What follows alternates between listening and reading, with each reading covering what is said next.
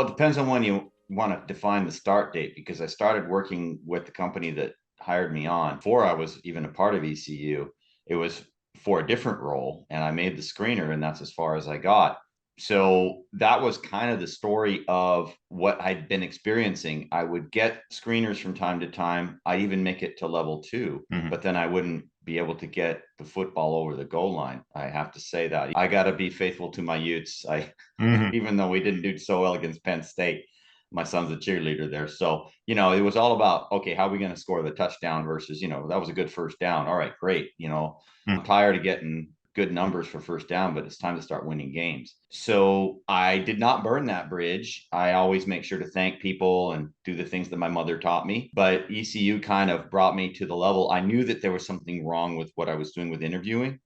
And so when I saw Tim's and also your instructional content, and we did the session together for interview certification, it helped me a lot in not necessarily having confidence. I go into the interviews almost too confident. You guys taught me how to refine it and how to take all this energy and focus it in a way that made sense. And that was, I think, the biggest value, because then the second role came up in this company right at the time I joined ECU. And there I brought all those skills to bear. And it was stressful because I had to change how I would approach things. I had faith in the system. I had faith in the principles and asking the 2 golden questions at the beginning and doing the follow-ups and all the things and coming back to that theme that is anchored by the 2 golden questions. And I think it made all the difference in the world, because they put me through 5 hours of interviews with 5 different individuals that were extremely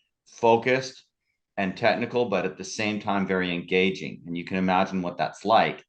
And I felt very at ease the entire time. I don't think I could have done that without ECU. To answer the question, that was all background. I think this is important, but I had that screener was actually in place when I started with ECU, but thank goodness that was the one where I called you like 3 days after I joined and said, I need to get interview certified. And you're like, whoa. Let's slow down here. I'm like, you don't understand. I have an interview.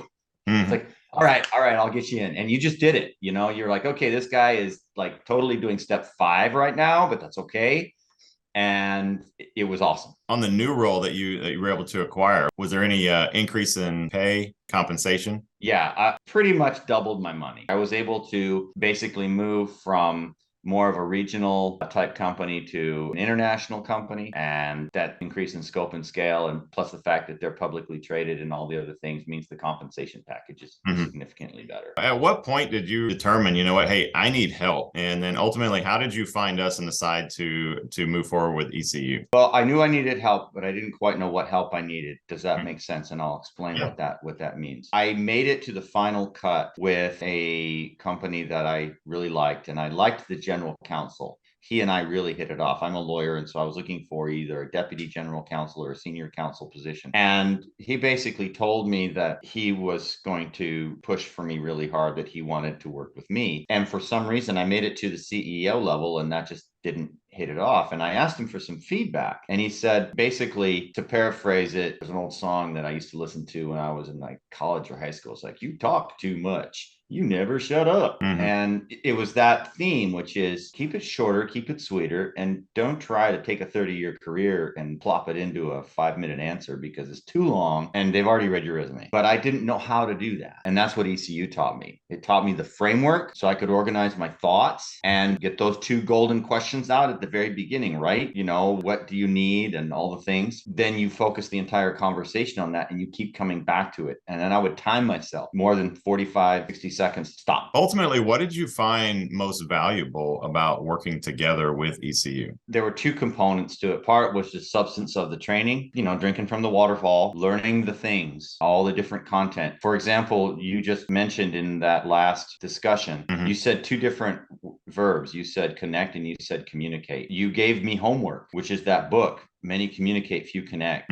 And that was a huge book for me to read, because you tend to think that everyone's just going to connect with you because they're smart and you're maybe somewhat smart. And so you're thinking to yourself, okay, we can we can make a bond here, but unless you show them that you are really fostering their needs, then there's nothing going to happen except maybe a little bit of knowledge is going to pass back and forth, but it's not going to make it so they're going to hire you. And so I felt that your instructional content was really good and it was really important. And then pivot to the other thing, I made some really good friends and professional connections that I was able to talk to offline, go to the group sessions, but also do the LinkedIn connections. And for example, one of my connections at ECU is an HR senior executive. So he's HR. I mean, he kind of knows the lingo. And he ended up being one of my de facto coaches. In fact, I need to send him something for that, because he would take my calls and I would say, what does this mean? They asked me this, or what does this mean? And he's like, well, dude, I can't read their minds. But at the same time, he was able to give me some reassurance, and that was huge. And I get those calls all the time as a lawyer. I get people call me up and say, what does it mean that they're doing this whatever? And can I get my money back, or whatever the question is? I get that all the time, right? And I'll send you a bill in the morning. I don't do that, but it's a joke.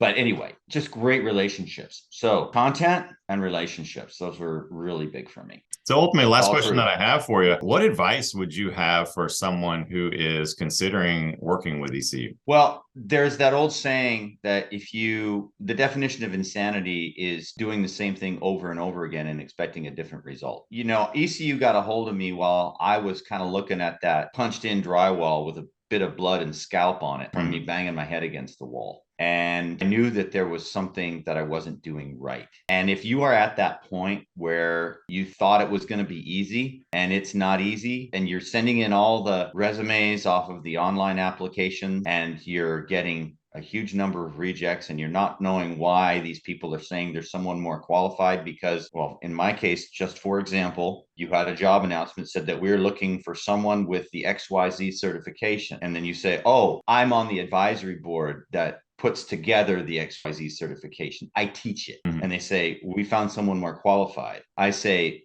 bull blank. You didn't find someone more qualified. You found someone you like better, or it was already wired. Yeah, say something that's actually truthful rather than that. But, there'll be other reasons why they say they're qualified. But you need to find a different way forward. And that's what ECU does, because the automation, now I just started it. I did one campaign and then I got my offer.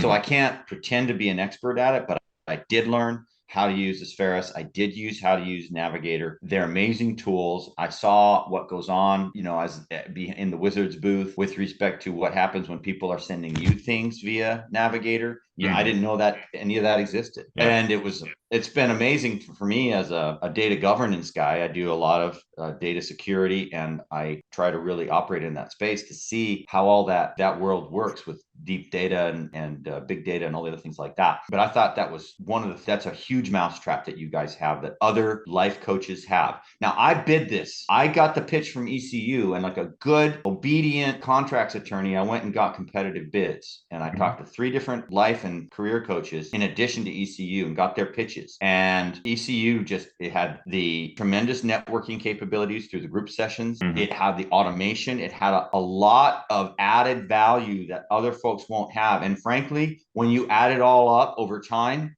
it really doesn't cost that much more, or it breaks even with what your investment in a career coach would likely be if you do it, whole hog the way the ECU does. So in terms of shopping it, don't take my word for it. If you want to go bid it, go bid it. I did, and I still picked them, and they were great. You guys were awesome, and you delivered on what you said. And here's the other huge value piece. They don't leave you after 2 months and your billable hours are exhausted and you need another retainer. They're like the lawyer that'll stay with you all the way to the end of the case, as opposed to, I'm going to withdraw because you're not paying your bill. They're like a plaintiff's attorney. It's like, I don't get paid unless I win. Now you have to pay before you do it. Let's get that straight. But what I'm saying is that you get what you get. And I was one of the folks who probably, I got my job offer so early that it's like, whoa, I could have, got more money. And my wife's like, stop saying that. You got the job. So It's all good. And I said, oh, I feel bad that I spent all that money. And she's like, no, because I think you got the job because you spent the money. So I'm like, yeah, they taught me how to do it. So it's all good. So those are my best pointers. Thank you so much. And we wish you the very best of luck in your new role. And we really appreciate it. Thank you. Thank you so much.